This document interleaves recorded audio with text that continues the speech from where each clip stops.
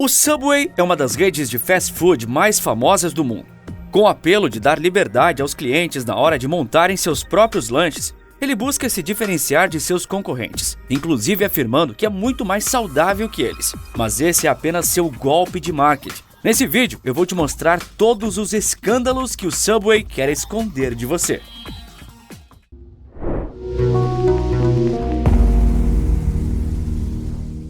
McDonald's, Burger King e Bob's. Essas três são grandes redes de fast food, conhecidas em cada parte do mundo. Mas nenhum deles ostenta o título de maior rede de fast food do planeta. Isso só o Subway pode fazer. Nesse quesito, ele reina inconteste, com cerca de 42 mil unidades franqueadas, espalhadas em mais de 100 países. Com tantas lojas, não é de se espantar a capacidade do Subway de servir aproximadamente 5.300 sanduíches por minuto, o que faz com que em uma hora a rede sirva quase 320 mil lanches. Mas a história do Subway começou muito antes disso. Lá em 1965, quando Fred DeLuca o fundou com apenas 17 anos. Sim, um adolescente criou o que é hoje a maior rede fast food do planeta.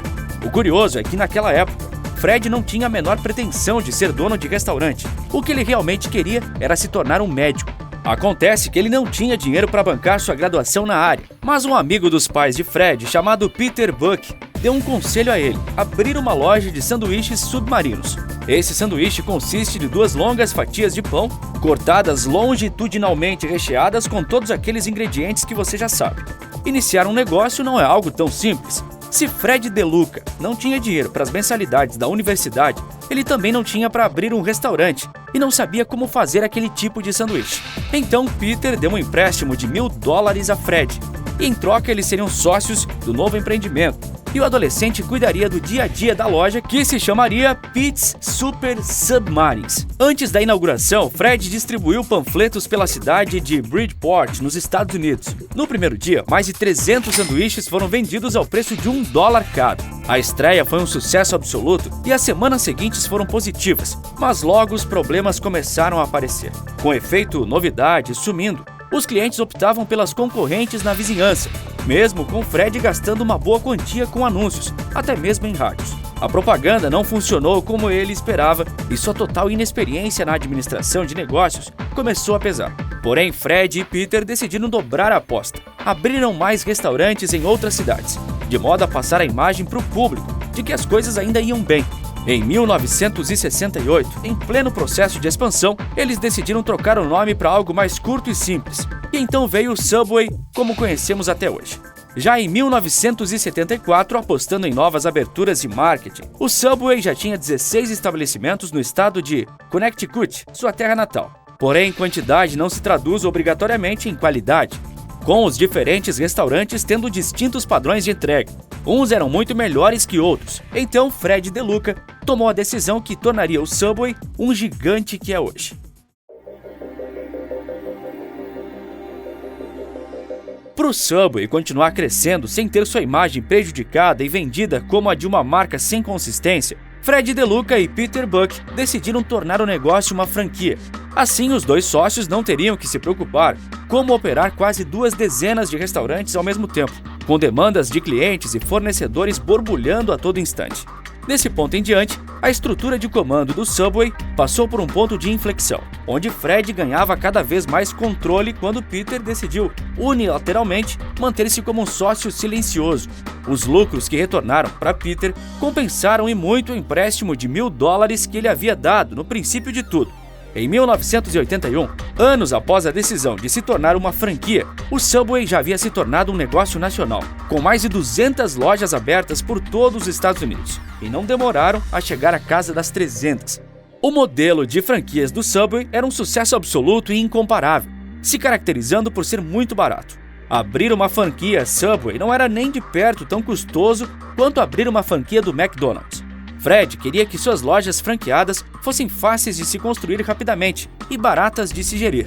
Ele também queria algo a mais, que seus estabelecimentos fossem bem localizados, mas que também estivessem presentes em locais incomuns, como perto de hospitais. Para os dois sócios, Fred DeLuca e Peter Buck, o modelo de franquias do Subway foi extremamente rentável, com milhões pingando em suas contas mensalmente. Mas, para os franqueados, porque estavam na luta todos os dias à frente dos restaurantes, o lucro não era assim tão grande. Além disso, a relação entre Fred e seus franqueados não era das melhores. E é aqui onde começam as primeiras polêmicas. O fundador do Subway era descrito como um chefe invasivo e controlador, que buscava microgerenciar cada parte do trabalho de seus franqueados. Essa invasão se estendia à vida pessoal das pessoas que trabalhavam para ele, onde Fred rogava para si todos os méritos dos sucessos daqueles que abriram franquias Subway. Isso se soma também a acusações de empreendedores de que foram enganados pelo Subway ao assinar contratos ambíguos e inflexíveis. No fim da década de 90, quase metade dos franqueados do fast food disseram que ganhavam apenas o suficiente para sobreviver.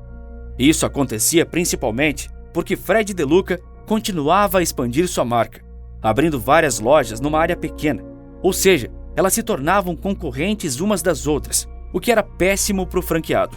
Mas Fred não se importava com isso. Ele queria mais restaurantes e mais lucro. Era o que lhe importava no fim das contas.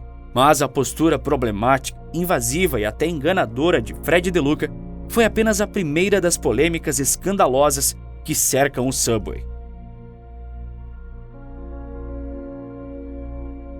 Fred DeLuca faleceu em 2015 e em 2017 os franqueados do Subway decidiram quebrar uma regra que a empresa havia imposto a eles muito tempo antes, a de não falar com a imprensa. Eles romperam o silêncio numa entrevista ao site americano Business Insider, onde, dentre várias coisas que falaram, uma em especial prejudicou a marca Subway. O slogan dela, Eat Fresh, era uma mentira, significando coma fresco em português literal. O slogan da companhia era para enfatizar o aspecto saudável dos ingredientes de seu cardápio. Mas acontece que esse lema não era totalmente aplicado na realidade.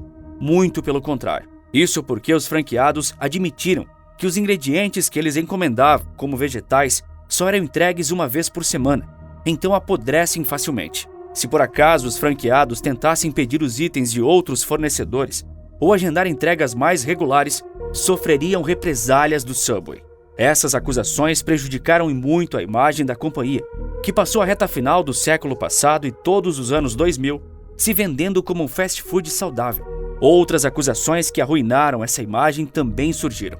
Descobriu-se que o pão do Subway continha 5 vezes mais açúcar do que um pão normal básico. Essa descoberta foi feita pelo governo irlandês numa investigação de fiscalização para determinar o nível de tributação que os ingredientes da marca sofreriam. Quanto mais básicos e saudáveis, menos tributados eles seriam. Porém, dado esse alto nível de açúcar no pão do Subway, ele não foi só taxado, como foi descrito como uma sobremesa de tão elevado que eram essas quantidades. Essa foi a pá de cal para a imagem de uma empresa saudável desmoronar completamente. O mundo inteiro ama comidas de fast food, mas todos comemos com a consciência absoluta de que nossa saúde é prejudicada a cada mordida. O Subway não queria ser visto assim, então surgiu sua campanha publicitária mentirosa. Na década de 90, a empresa apostou com tudo nesse ideal que só ela acreditava e passou a vender cada vez mais hambúrgueres que tinham pouca gordura e não fariam você engordar. Ela chegou até mesmo a contar com a ajuda externa de um cliente chamado Jared Fogle, que alegava consumir 2 Subways por dia e mesmo assim havia conseguido emagrecer, perdendo mais de 100 quilos. Após isso, a rede de restaurantes passou a usar Fogle em seus comerciais, o que impulsionou as vendas. Ele se tornou o garoto propaganda da marca nos Estados Unidos e estrelou comerciais do Subway por uma década na terra do tio Sam, frequentemente mostrando a calça que utilizava quando era obeso, para escancarar o quanto havia emagrecido comendo sanduíches submarino. Ele se tornou uma subcelebridade de algum renome no país norte-americano e realmente ajudou a popularizar o diferencial do Subway de ser uma empresa que vendia hambúrgueres saudáveis. Então veio um escândalo envolvendo diretamente Fogle, algo muito pior do que vegetais murchos e apodrecidos. Jared Fogle, o rosto do Subway, estava envolvido com a pedofilia. Numa busca e apreensão em sua casa, o FBI, a Polícia Federal Americana, encontrou materiais com armazenamento de pornografia infantil e conversas telefônicas onde Fogle mantinha contato com menores de idade. Ele confessou possuir pornografia infantil em seu computador e de ter pagado para ter relações com adolescentes. Jared Fogle foi condenado a mais de 15 anos de reclusão por esses crimes. Após essas atrocidades virem à tona, o Subway demitiu Jared, que era não só garoto propaganda, mas também o porta-voz da companhia. Um caso como esse evidentemente impacta a imagem da empresa de fast food, mas ela sempre negou ter conhecimento sobre a conduta imoral e criminosa de seu funcionário. Porém, a ex-esposa de Jared Fogle chegou a entrar na justiça contra o Subway. Ela alegava que a companhia sabia sim sobre o interesse sexual de Fogle em crianças e adolescentes, mas como os comerciais com ele estavam dando lucros, a marca não se importou em fazer nada a respeito. Depois, o Subway disse que recebeu reclamações que indicavam esse comportamento errático de Fogle, mas admitiu que não havia tratado elas com a devida seriedade. Em 2017, o processo da ex-esposa de Fogle contra o Subway foi arquivado pela justiça americana.